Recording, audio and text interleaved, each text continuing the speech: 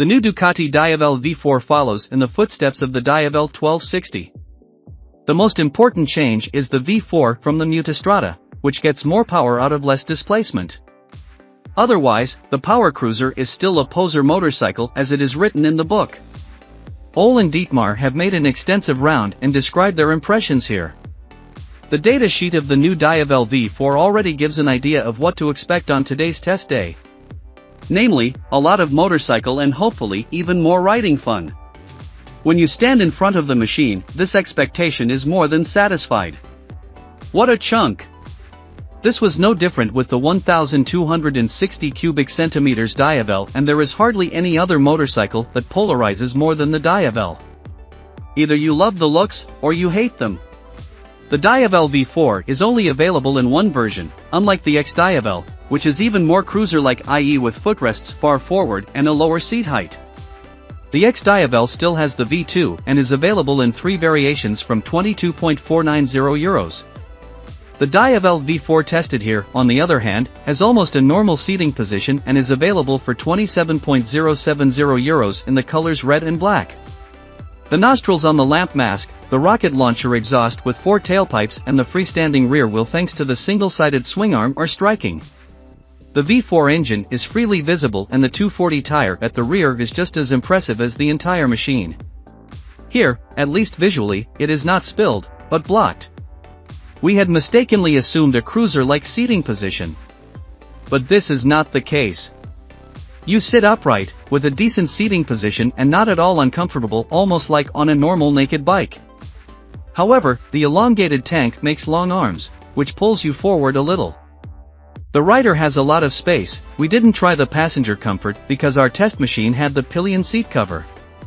The front passenger footrests, which can be extended very elegantly under the seat if necessary, are nicely solved.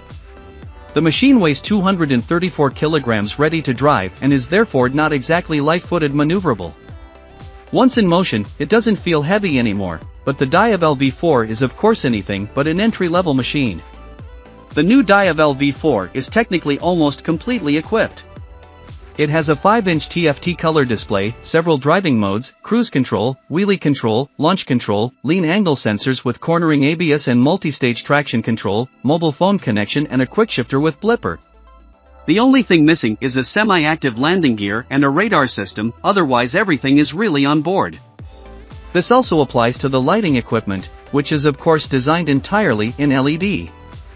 At the front there are daytime running lights and running light indicators. The rear light or brake light consists of no less than 114 individual LEDs. There are also LED running light indicators at the rear, which also automatically reset if you forget to do so. The operation of the Diavel V4 is quite simple despite the many setting options. There is only a switch with the functions up, down, and enter. We understood everything right away, even without an instruction manual, and that's not necessarily a matter of course given the abundance of functions. Well done, Ducati. Before we leave, we treat ourselves to a short sound check.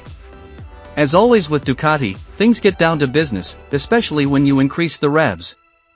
The sound is determined by 3 factors: intake noise, exhaust roar and mechanical noise from the engine, clutch and transmission. The main part of this is the rocket launcher rear silencer with its 4 pipes. It sounds good to our ears, nice and bassy with a decent riot factor. On the road, the big surprise, this machine is much easier to drive than you might think. It is not an entry-level motorcycle because of the power and weight alone, but it is really very pleasant to ride. The engine feels rattler than, for example, the Multistrada V4, but the combination of chassis and seating position is much more accessible than on the X Diavel. You immediately gain confidence in the capabilities of the machine and can sweep around corners in such a sporty way that it's a lot of fun. We don't have to say much about the performance of the V4, not even 3 seconds from 0 to 100 km per hour. Any questions? The situation is no different when it comes to drafts. Brutal performance in all situations, wonderful. The foot pegs alone set certain limits to the lean angle, but everything else feels great.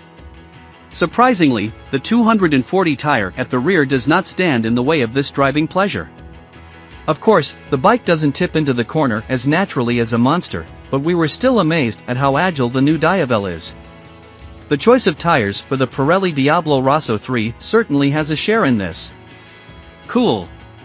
The same applies to the brake system of the Diavel V4, monoblock style Moss and double disc with a diameter of 330 mm, need we say more? No, as expected, the machine brakes excellently. From the Multistrada V4 Rally, the Diavel V4 has taken over the cylinder deactivation in order to improve the consumption values. You can hear this switch off or switch on, but you don't notice it. With this trick, Ducati has been able to reduce consumption to approximate 6.4 liters per 100 kilometers. The new Ducati Diavel is still a real poser bike, but objectively speaking, it also has many strengths that you don't think it has at first glance. Sportiness, cornering, agility and riding pleasure are at a high level. Add to that the brutal performance of the V4 and the extremely good brakes to create an explosive mixture. Those who want to reduce the Diavel only to their extroverted appearance are making a capital mistake.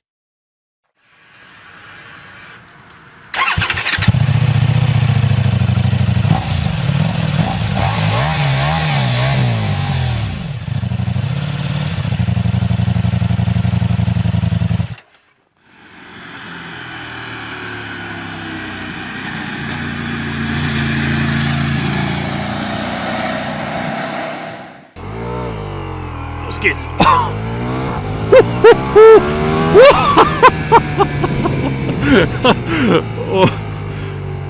Und los geht's. Oh, Alter. Festhalten ist angesagt.